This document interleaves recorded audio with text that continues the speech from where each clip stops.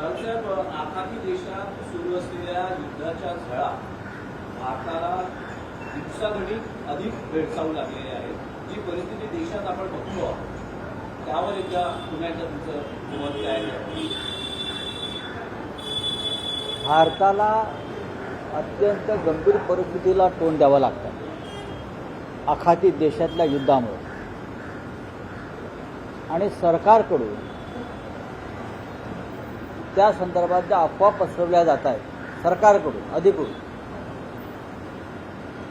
ते सर्व काही अलबेल आहे. इंधनाची आणि गॅसची टंचाई म्हणजे LPGची अजिबात पडणार नाही. भारत सर्व परिस्थितीशी तोंड द्यायला सक्षम आहे. कुठे सिलेंडरची कमतरता नाही, सिलेंडरचे भाव वाढणार नाहीत. या अफवा महाराष्ट्राचं आणि केंद्राचं सरकार पसरवत आहे. पण प्रधानमंत्री मोदी हे केरळ, पश्चिम बंगाल, तामिळनाडू अशा राज्यामध्ये प्रचारात अडकलेले आहेत, आणि त्यांच्या प्रचाराच्या कोणत्याही भाषणामध्ये या विषयांचा उल्लेख नाही जो जीवनावश्यक आहे. त्यांच्या वतीनं लोक बोलत आहेत. सिलेंडरसाठी रांगा लागलेल्या आहेत. 25-25 दिवस सिलेंडर मिळणार नाही असं आता चित्र आहे. अनऑर्गनाइज कामगार लेबर जो सगळ्यात जास्त हॉटेल इंडस्ट्रीमध्ये आहे, ती हॉटेल इंडस्ट्री साधारण 40% बंद झाली. 40%. मुंबईसारख्या मोठ्या शहरामध्ये, जिल्ह्यामध्ये, तालुक्यामध्ये LPG अभावी हॉटेल्समधली हॉटेल्स बंद आहेत, आणि 40% इंडस्ट्री बंद झाल्यामुळे तिथे परत रोजगाराचा प्रश्न निर्माण झाला. ह्या कोणत्याही विषयावर देवेंद्र फडणवीस राज्याचे मुख्यमंत्री, उपमुख्यमंत्री एकनाथ शिंदे, उपमुख्यमंत्री सुनेत्रा वहिनी पवार, देशाचे पंतप्रधान, गृहमंत्री एक शब्द बोलत नाहीये. लोकांनी काय करायचं? नोटबंदीच्या वेळेला ज्या रांगा लागल्या, जशा रांगा लावून माणसं रांगेत मारली गेली, तेच आता सिलेंडरच्या रांगेमध्ये होईल अशी भयंकर स्थिती निर्माण झाल्याचं चित्र देशभरात दिसत आहे. हे सरकार जनताविरोधी आहे, आणि हे सरकार आंतरराष्ट्रीय बाजारामध्ये किंवा आंतरराष्ट्रीय राजकारणामध्ये संपूर्ण अपयशी ठरल्यामुळे आपल्या देशावरती परिस्थिती ओढावलेली आहे. पण राऊतसाहेब, इराण हा खरं तर भारताचा जुना मित्र आहे. पहिल्यांदा कसं होतंय की आपल्या देशानं इराणशी संवाद केल्यानंतर भारतात 2 तेलवाहू जहाजं संवाद झाला आहे असं अजून इराणकडून सांगितलं जात नाहीये अधिकृतपणे. भारताकडनं अफवा पसरवल्या जातात. खरं म्हणजे इराणशी संवाद होणं गरजेचं आहे, पण इराणशी तुम्ही कोणत्या तोंडानं संवाद करणार आहात?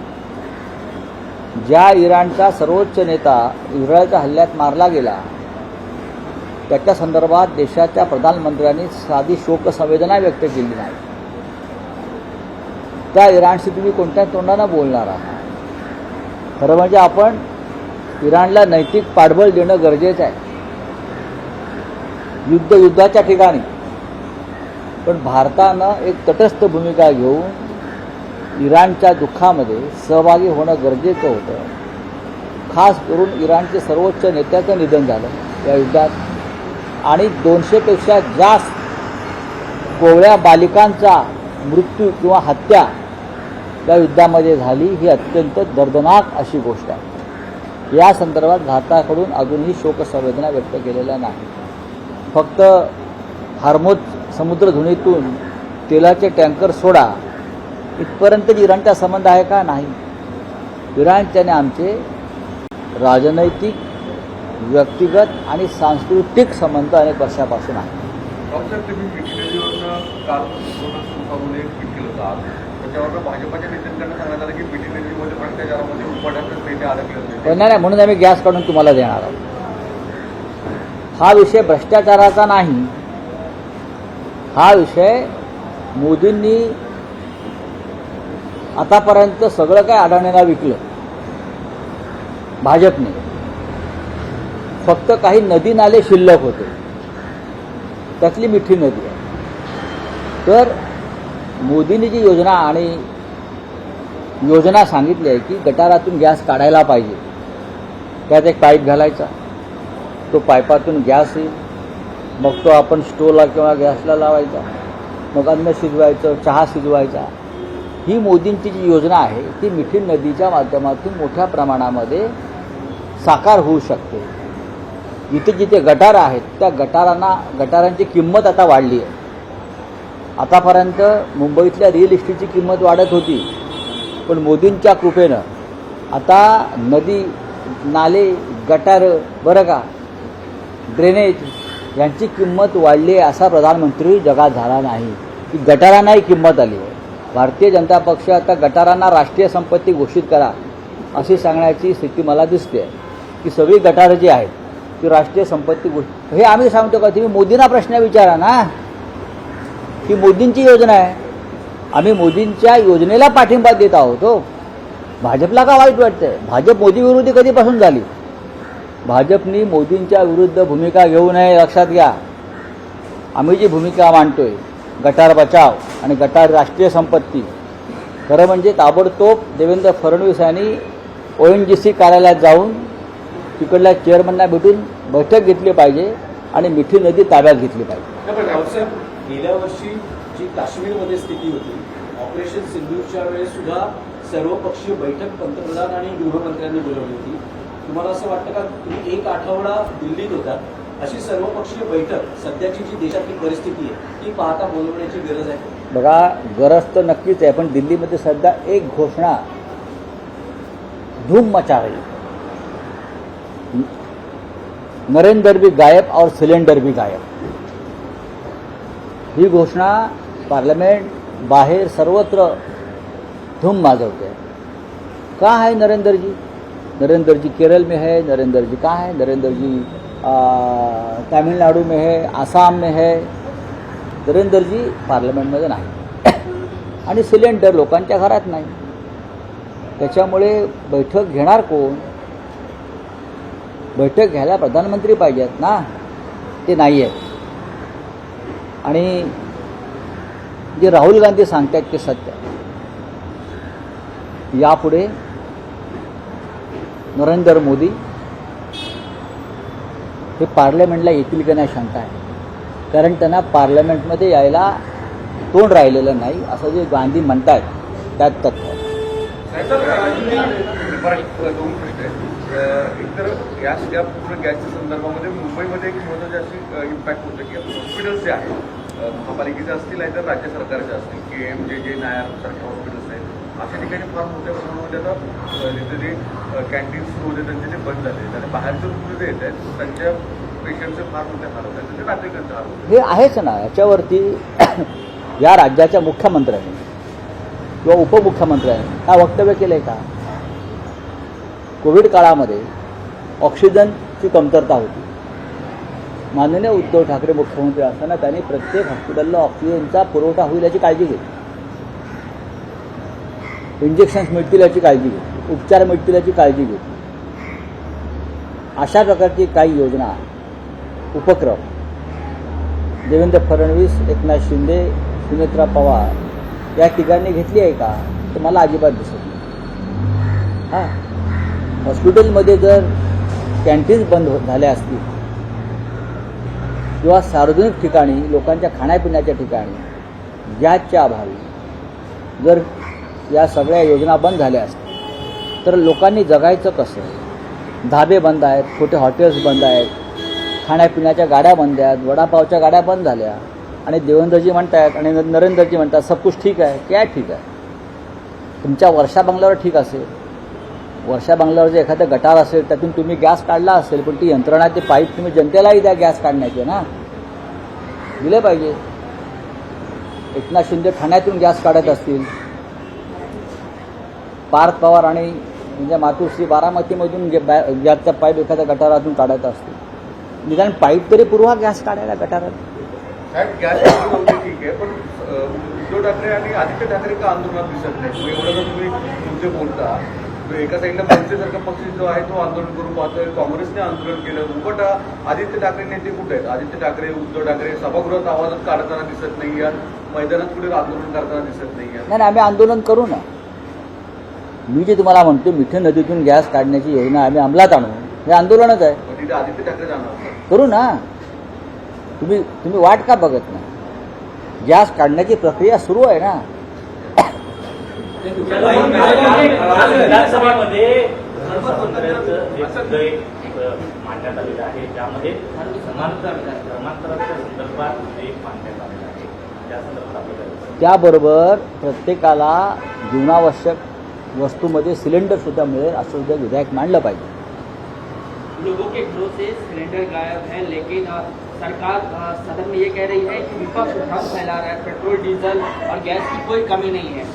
मेरे पत्नी को 2 दिन से सिलेंडर नहीं मिल रहा है. मेरे पत्नी को मेरे घर में तुमच्या घरी स्वतःचे सिलेंडर नाही आहे. महानगर गॅसचं येत आहे, पण आम्हाला सिलेंडर पण लागते एखादं. अच्छा, म्हणजे पाईप गॅस पण आहे, पण सिलेंडरची गरज लागतेच ना कुठेतरी अख्ख्या घरामध्ये. सकाळपासून मला 60 ते 70 लोक भेटले निघताना की सिलेंडर कुठून मिळवायचं. ही परिस्थिती आहे देशभरामध्ये. काय भ्रम फैला? आप मुझे बताइए उसमें भ्रम क्या है? दिल्ली में पार्लियामेंट में एक घोषणा धूम मचा रही है. मैंने कहा कि नरेंद्र भी गायब और सिलेंडर भी गायब. उसका जवाब देना चाहिए नरेंद्र जी ने कि मैं गायब नहीं हूँ, मैं सिलेंडर की खोज में हूँ, मैं नाले और गटार ढूंढ रहा हूँ. गटार से कैसा गैस का प्रोजेक्ट बना सकूँ, उसके बारे में मेरी गौतम अडानी के साथ मीटिंग चल रही है. गौतम अडानी अब गटार में भी इन्वेस्टमेंट करेंगे और ये जो सब गटार है वो भी हम अडानी जी को दे देंगे. सब कुछ दिया तो गटार भी दे देंगे ना. क्या भ्रम है भाई? बड़ी बड़ी कतारें खड़ी है सिलेंडर के लिए, लखनऊ से लेकर मुंबई तक, कलकत्ता से लेकर चेन्नई तक, दिल्ली से लेकर जम्मू तक. लोग नोटबंदी के बाद कतार में खड़े हैं सिलेंडर के लिए. भारतीय जनता पार्टी का यह हॉबी है कि लोगों को कतार में खड़े करके मार दो. आप टेंशन मत लीजिए, जिस तरीके से मैंने कोविड के काल को संभाला थी उस तरीके से मैं इसे भी संभालूंगा. हाँ, कोविड के काल को संभाला. पूरा गंगा नदी में डेड बॉडीज बह रहे थे, संभाला. गुजरात में स्मशान में जगह नहीं मिल रही थी जलाने को डेड बॉडीज को जगह जगह पे. क्या संभाला आपने? ईरान को लेकर से 2 जो एलपीजी के कंटेनर छोड़े गए हैं, पूरा कहा गया है सरकार की तरफ से, क्या कहना चाहिए? क्या ये भ्रम नहीं है? क्या भ्रम की बात करते हो तो ये भी भ्रम ही है मुझे लगता है. जब तक यहाँ कंटेनर आते नहीं, अगर ईरान ने छोड़ा है हमारी कंटेनर्स को तो मोदी जी ने ईरान को धन्यवाद देना चाहिए. हम इजराइल के साथ खड़े हैं, उसके बावजूद अगर ईरान ये मानवता दिखा रही है हिंदुस्तान के बारे में, रिश्ते निभा रही है, तो प्रधानमंत्री ने ईरान को धन्यवाद देना चाहिए. आपके घर में भी सिलेंडर नहीं है, आपने कहा आपके घर में भी सिलेंडर नहीं है सिलेंडर. मेरे क्या, मेरे जैसे हजारों लाखों लोगों के घर में सिलेंडर नहीं है. तो आप क्या करोगे? आप भ्रम फैला रहे हो कि सब कुछ ठीक है. फिर ये इतनी बड़ी बड़ी कतारें क्यों है सिलेंडर की? मैं अभी आ रहा था दादर से, मैं 3 जगह पे देखा कतार है, लंबी लंबी कतार है. मैं सुबह भांडुप से निकला हूँ, लोग अपना एम्प्टी सिलेंडर लेके जा रहे थे. तो कौन सा भ्रम है? सर्वदलीय बैठक होनी चाहिए क्या सर? सर्वदलीय बैठक होने के लिए प्रधानमंत्री दिल्ली में होने चाहिए. वो तो प्रचार में बिजी है. हाँ, राहुल गांधी जी के खिलाफ बात कर रहे हैं, हमारे खिलाफ बात कर रहे हैं. आप सिलेंडर के बारे में क्यों नहीं बात? आप जो ईंधन के भाव बढ़े हैं उसके बारे में क्यों नहीं बात करते? आप महंगाई बढ़ गई है युद्ध की वजह से, आप उनके बारे में क्यों नहीं बात कर रहे? रावसाहेब, आणखी एक विषय की हा जो सगळा गॅस तुटवडा आहे किंवा विमानाचा जो हवाई मार्ग आहे ही सगळी परिस्थिती लक्षात घेता देशात यावेळेस IPL मॅच सुरू करण्यास काही अडचण निर्माण होऊ शकतात असंही नाही नाही, म्हटलं जाते. अजिबात अडचण निर्माण होणार नाही. कारण अमित शहाचे चिरंजीव जय शहा बरं का, हे IPLसाठी जर गॅस वगैरे लागणार असेल तर ते गॅसचं कंटेनर जे इराणवरून निघालेलं आहे ते IPLसाठी वापरतील.